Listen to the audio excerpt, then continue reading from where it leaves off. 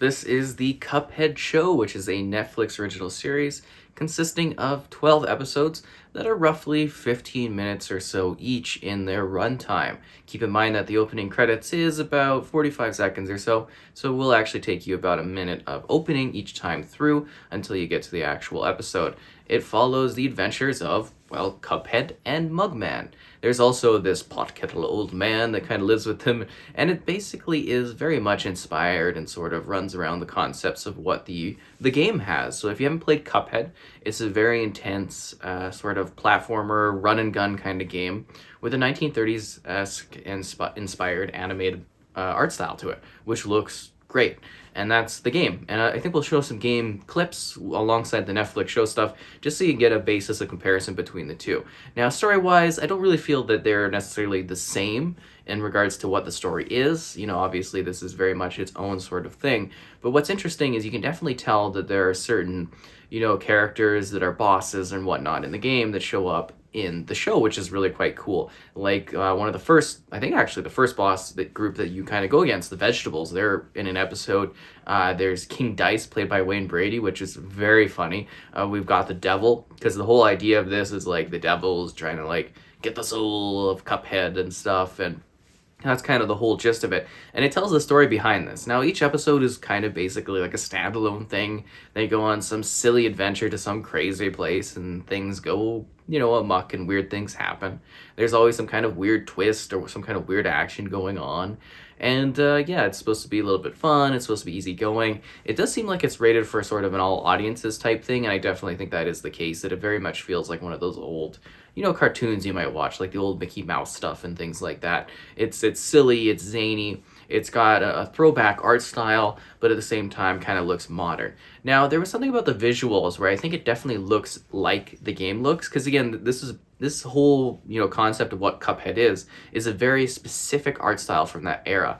And while I think it kind of gets the visual style down packed quite well, there's something about the aesthetic that doesn't quite give this the same old-timey kind of thing. I don't know how to describe it, but it's not necessarily perfectly matched to the game, and that's totally fine too. It's just like, yeah, it's kind of a neat art style that I think works for this. Clean presentation, lots of like backdrop stuff going on, a wide range of weird characters, a neat sort of time that it's set in. It's quite a cool show. I actually did thoroughly enjoy it. I wasn't necessarily like blown away by any sort of deep meaning or anything like that that's present behind this, or any sort of crazy lessons or anything like that. It's just kind of an easygoing, watchable show that if you liked Cuphead, or if you just want some sort of like weird, silly adventure that you can throw on for like 15 minutes at a time, it's pretty good. Now, there is, of course, the overall story that is present across, the whole story arc that's going on across the different episodes, the 12 different episodes. And, it does have some sort of, I don't know if it really gets resolved, as to say, but there is sort of an overall story thing where it's like, Cuphead and Mugman are actively dealing with the devil coming in and causing some problems here or there. But for the most part, it is a pretty easygoing show, and even the devil, while kind of creepy and scary, is like pretty light and more funny. Again, everything is a very simplistic sort of style. It's not anything too wild or over the top, and you're not going to be really, it's not really like thought-provoking or anything. It's just a very enjoyable, easygoing show. And I liked watching it. It was fun. It had some like really neat little plot lines, and for the fact that it's only like 15 minutes like per segment, compared to the usual 20-something you would get for like, shows, because they hit a half-hour slot, so they would be 20-something minutes long, right, for like a regular show that is in that time slot. So it's a little bit shorter, but it also is a little bit more precise. The story feels tight. There's never any real sort of, I guess you would say meandering sort of plot or anything like that. It's really to the point. It gets the job done. It brings a couple laughs here or there. It brings some kind of silly thing from like, painting fences, which is like a reoccurring thing, actually painting the fences. There's a great montageable type moment with the devil there, and that's kind of funny as well, whole thing. I feel like also the musical elements could have been infused a little bit more. When I think of Cuphead as the game, the music is just absolutely stunning, and they use the music well, and it's okay, but it's not like as at the forefront as I would have necessarily liked, because again, I found that entertaining. But you get things like The frogs kind of mashing and fighting each other. It feels more like a regular city that they're living in. I mentioned the vegetables. Again, King Dice is very, very entertaining. I hope we may be, assuming we get additional seasons, I hope we see a little bit more of King Dice there. And even the devil is quite funny. And it is also hilarious that there's this whole story thing with the devil and Cuphead where they're like kind of stuck with one another in this like eternal battle thing that's going on. And that was kind of entertaining. It was kind of fun. I mean, I enjoyed what the show had to offer. I found it to be fun. I liked the art style. I liked what they were going for with the show.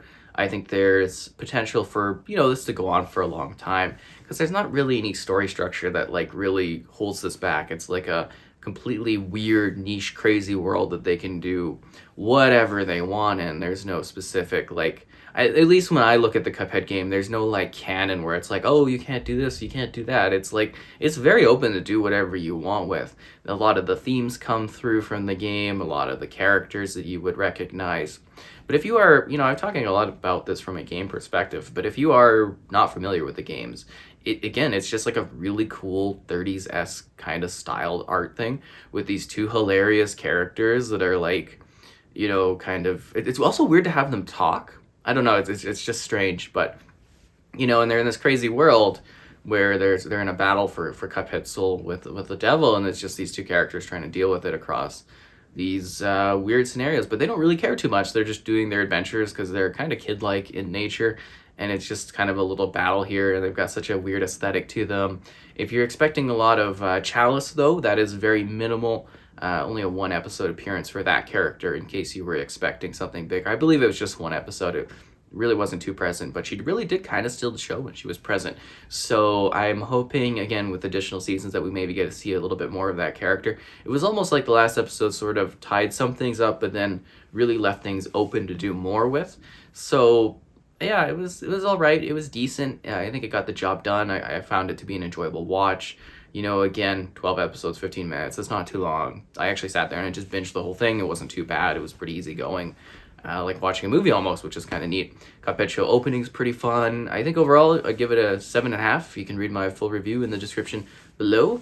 And if you have any questions about the Cuphead Show, let me know. But I think this was generally an enjoyable time, something that was fun to watch, something easygoing. I think something that is generally appropriate for all ages. I don't see why there would be any sort of limit there. Even rating-wise, I think it's pretty open for folks as well. There's nothing like too crazy. There's no like real violence or intense violence or anything. There's no bad language. It's just like an easygoing, fun, whimsically weird, artistic cartoon-like show that represents an era of, animation from a long time ago. And I think it's kind of fun and just a good little presentation that you can enjoy and have some fun with others or by yourself. And welcome to the Cuphead Show.